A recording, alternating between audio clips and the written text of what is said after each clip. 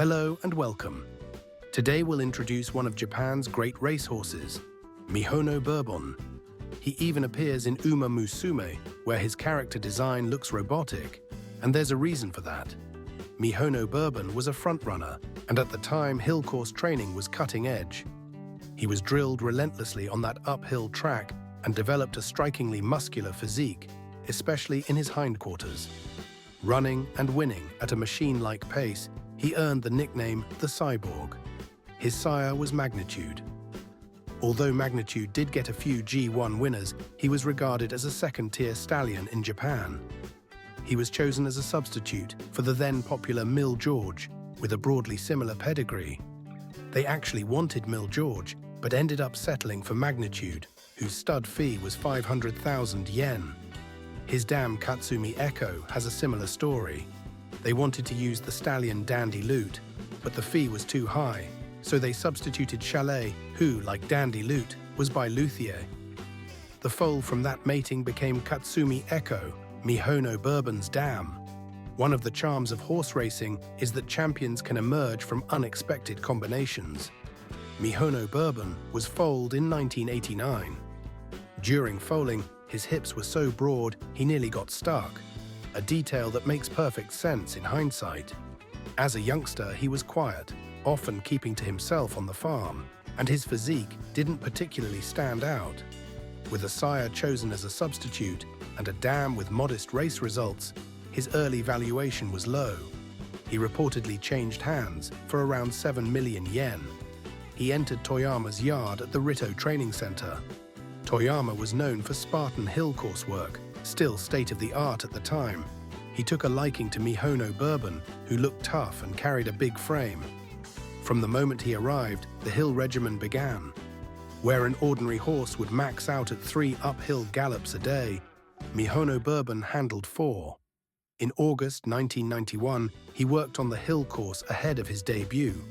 Open-class older horses typically covered 500 meters in the 30-second range, but Mihono Bourbon stopped the clock at 29.9 seconds, even at that stage. Seeing the time, Toyama couldn't help but shout out loud. His regular rider became Sadahiro Kojima, a favored disciple of trainer Toyama. His debut came in September 1991 in a 1,000-meter turf sprint. Unlike the front-running style he would become known for, he broke slowly, fatal in a sprint, and failed to find his stride, trailing at the rear. But the hype about his speed was no lie. He gradually improved his position and, in the stretch, stormed home to win with ease. The winning time was 58.1, a new record. He developed shin soreness afterward and needed a short break. His next start was in November, a 1,600-meter race in the one-win class. He sat relaxed in second, about half a length off the leader. When Kojima gave a light cue turning for home, Mihono Bourbon quickened sharply and drew off. A 6-length romp. In December, he stepped up to the Grade 1 Asahi High Sansai Stakes, the race now known as the Asahi High Futurity Stakes. As before, he tracked the pace in second and turned for home in control. He looked ready to take over easily, but this time the opposition was stronger. Yamanin Miracle, the second favorite, came to challenge. The two slugged it out all the way to the wire and hit the line together. Mihono Bourbon had his nose in front, remaining unbeaten and claiming his first G1 title. Even so, Toyama was dissatisfied with Kojima's decision to rate in second, and given how narrow the win was, he scolded him after the race. If you'd just let the horse run as he wanted, he would have won more easily. He also remarked about Mihono Bourbon. He's very exciting going forward, but 2,000 meters is probably his limit. From then on, Kojima allowed Mihono Bourbon to make the running, a true front-runner. In the spring of 1992, a minor training sprain delayed his return. In the Grade 2 Spring Stakes, 1,800 meters on March 29th, whispers about his stamina resurfaced, and he went off the second favorite.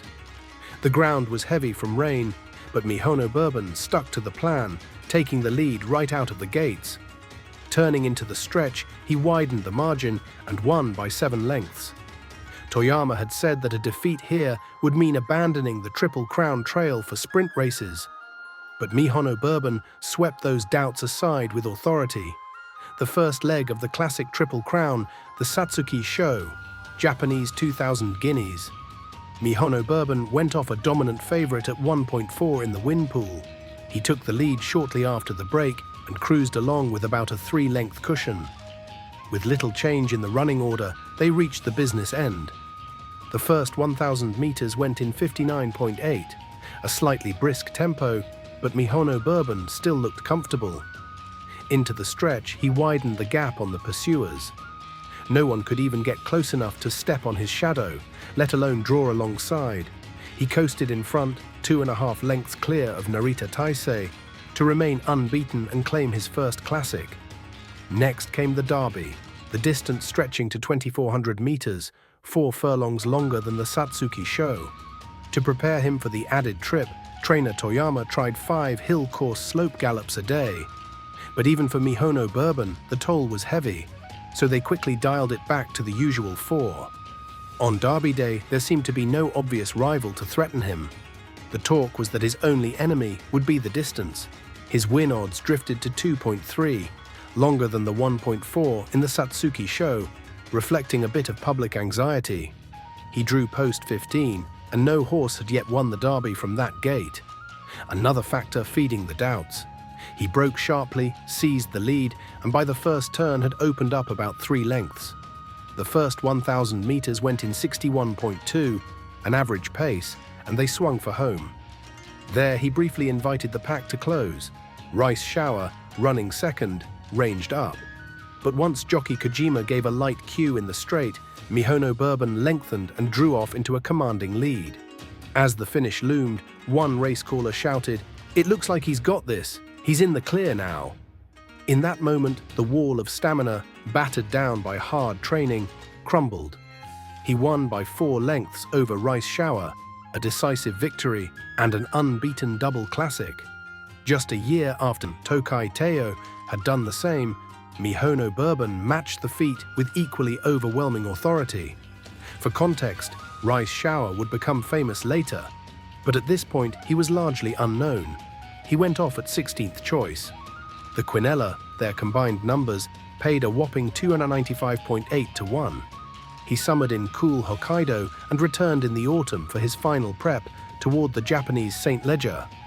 The G2 Kyoto Shimbun Hai, 2200 mid-lane. Despite being only a Grade 2, some 70,000 fans packed Kyoto Racecourse just to see Mihono Bourbon. Rice Shower, runner-up in the Derby, also lined up.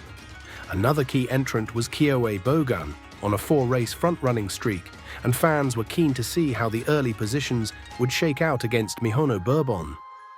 Kyoto Bogan blew the start, leaving Mihono Bourbon alone on the lead. He cornered smoothly and turned for home with a commanding advantage.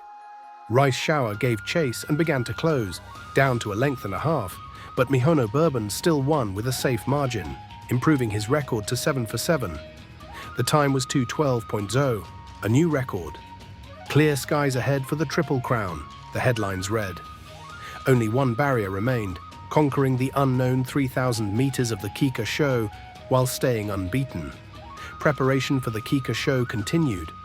On the hill course, he even clocked 29.4 seconds, and everything suggested peak form. Yet jockey Kojima later said of the Kyoto Shimbun Hai stretch run, "He didn't finish as strongly as I wanted. Honestly, he was all out." The 3,000 meters did look a bridge too far. Still, Mihono Bourbon had been smashing through every wall so far. Kika Sho Day. Mihono Bourbon started at 1.5. Kyoto Bogan, who had blown the start in the prep, explicitly declared he would make the running this time.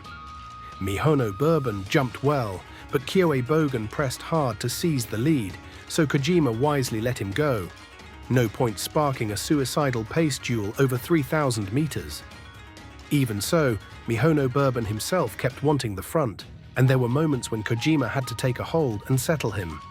The opening 1,000 meters clipped by in 59.7, a notably hot pace for the trip. Mihono Bourbon relaxed in second as the race unfolded. Kyoto Bogan faded, and Mihono Bourbon took over around the final turn. He tried to open up in the stretch, But in the last 200 meters, both Reischauer and Machikane Tannhauser pounced from behind. Reischauer hit the front. Machikane Tannhauser also went by, but Mihono Bourbon, all heart, fought back and reclaimed second. The winner was Reischauer. You might notice the pattern. Mihono Bourbon had beaten him in the Satsuki Sho and the Derby, but the margin kept shrinking until they met at Reischauer's best trip, the test of true stamina at long distance. It was a new record time for the race. And though defeated, Mihono Bourbon's own time also broke the previous record. Mihono Bourbon next aimed for the Japan Cup, but lameness was detected and he was withdrawn. He also skipped the Arima Kinen. He was voted Horse of the Year. The new season began, but his comeback didn't go smoothly. He developed shin soreness and was turned out, then suffered a fracture. On May 29th, trainer Toyama passed away, forcing a stable change. They continued trying to bring him back under his new barn, but in January 1994, his retirement from racing was announced. Career record, 8 starts, 7 wins. Mihono Bourbon entered stud. While he didn't sire headliners in the JRA, he produced a number of solid runners on the regional circuits. He retired from stallion duty in 2012 and lived out his days in comfort. In February 2017, he passed away of old age at 28. A beautiful chestnut with a powerfully sculpted physique, he dominated an era with overwhelming strength. May many people continue to remember and love him.